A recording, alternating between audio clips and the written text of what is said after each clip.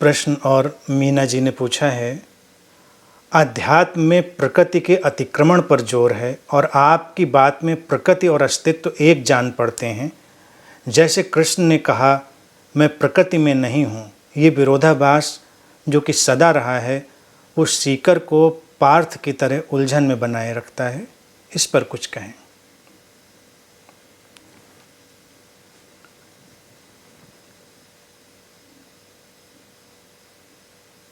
भगवान श्री कृष्ण ने एग्जैक्टली क्या कहा, आई एम नॉट श्योर, लेकिन एक बात तो श्योर है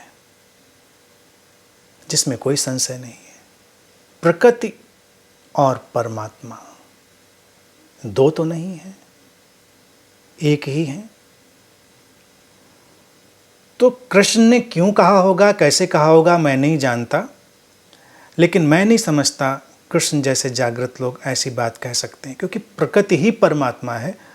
तो जो परमात्मा है वही वही है, सर्वव्यापी है, जिसको जी कृष्णमूर्ति कहते हैं, ऑब्जर्वर इज द ऑब्जर्व्ड, दृष्टा ही दृश्य है, एक है, एक का ही नृत्य है। प्रकृति स्रोत की तरफ लौटती है, परमात्मा हो जाती है, यानी कि वो टोटलिटी, वो अनमैनिफेस्टेड रियलिटी हो जाती है, अव्यक्त संभावनाओं का क्षेत्र हो जाती है।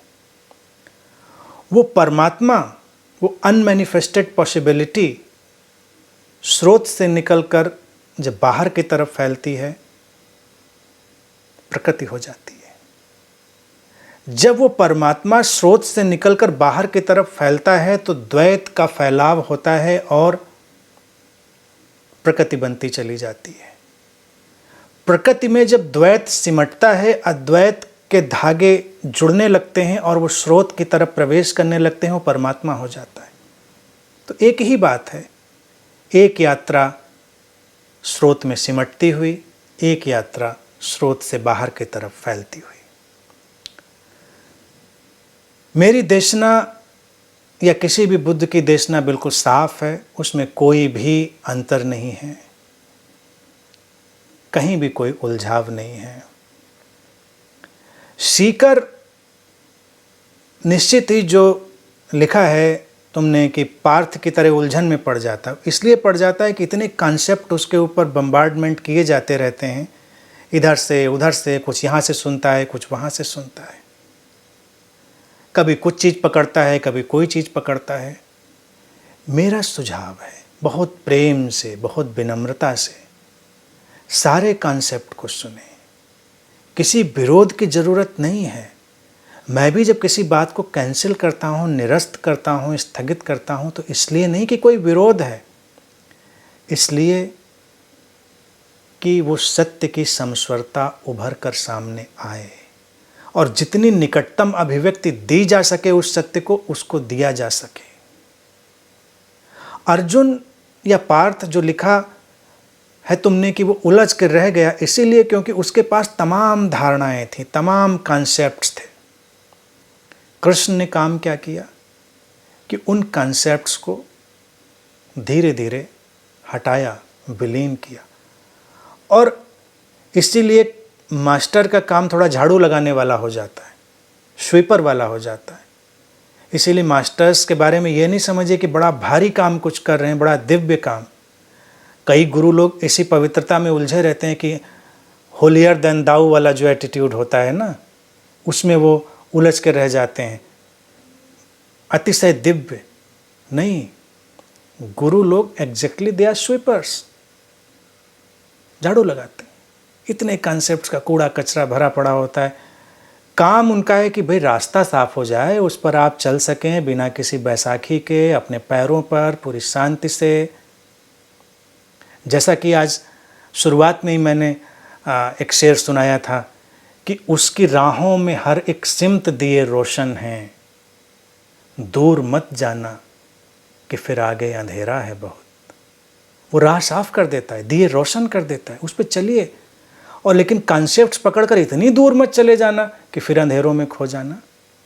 दिए जलते रहेंगे, जोत से जोत जलती रहेगी, एक एक कदम करके चलना, शांति से चलना, प्रीति से चलना, तो कोई उलझाव नहीं आएगा, कोई संशय नहीं आएगा, सब व्यवस्थित होगा और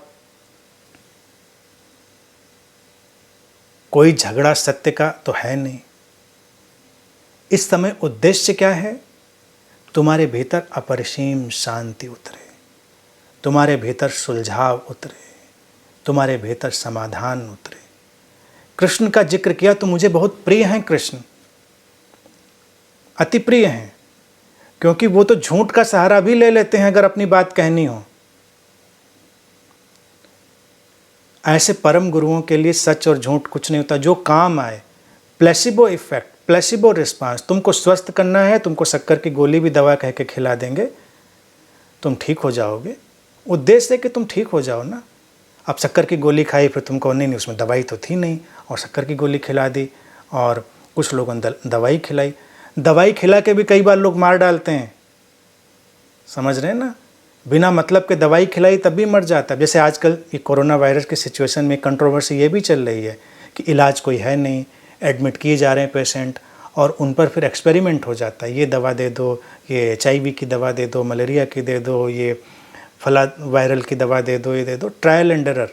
कभी कभी किसी का सिस्टम उसके अलाइनमेंट में नहीं होता, दवा रिएक्ट कर जाती है, वो उलझ कर रह जाता है, वो कोलैप्स हो जाता है, और मौत श्रीमान कोरोना जी के सिर जाती है। आज की काल रात्रि के दिन ये बात समझ लें कि वो उसी का हिस्सा है। जैसे भय रूपेण मृत्यु रूपेण, तो आज इस नवरात्रि में उसको कोरोना रूपेण भी ऐड करके आप समझ सकते हैं। तो ये कंट्रोवर्सी है जिस पर मुझे डाउट है कि दवाइयाँ जब हैं नहीं और आप इलाज करते हैं तो आप एक्सपेरिमेंट करते हैं मैकेनिज्म के ऊपर।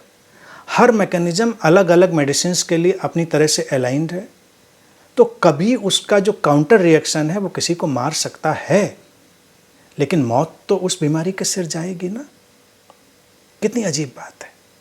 लेकिन कोई चिकित्सक कहे कि नहीं हम भी दवा देते हैं, लेकिन वो कोई ख़तरनाक दवाइयाँ नहीं देगा, एंटीबायोटिक ख़तरनाक नहीं देगा, कोई और ख़तरनाक दवाई नहीं, वो केवल शक्कर की गोलियाँ आपके मुंह में डाल देगा, या कुछ और तरह के कैप्सूल खिला देगा, भूसी भर के कैप्सूल खिला देगा। चलिए, आप बड़ी श्रद्धा से विश्वास से खाएंगे, और प्लेसिबो रिस्पॉन्स जो बॉडी माइंड का होता है, यानी कि प्रतिक्रिया में विश्वास से उपजा हुआ जो रिस्पॉन्स होता है, वो तुमको ठीक कर देगा। हमारे शरीर मन की अपरिसीम क्षमता है इस प्लेसिबो रिस्पॉन्स को पैदा करने की। तो श्रद्धा करें, भरोसा करें। गुरुओं का काम ऐसा ही है। ऐसी दवाइयाँ नहीं देनी चाहिए, और कोई जो कृष्ण जैसे गुरु होते हैं वो ऐसी दवाइयाँ नहीं देते हैं जो रिएक्शन करके मार डालें।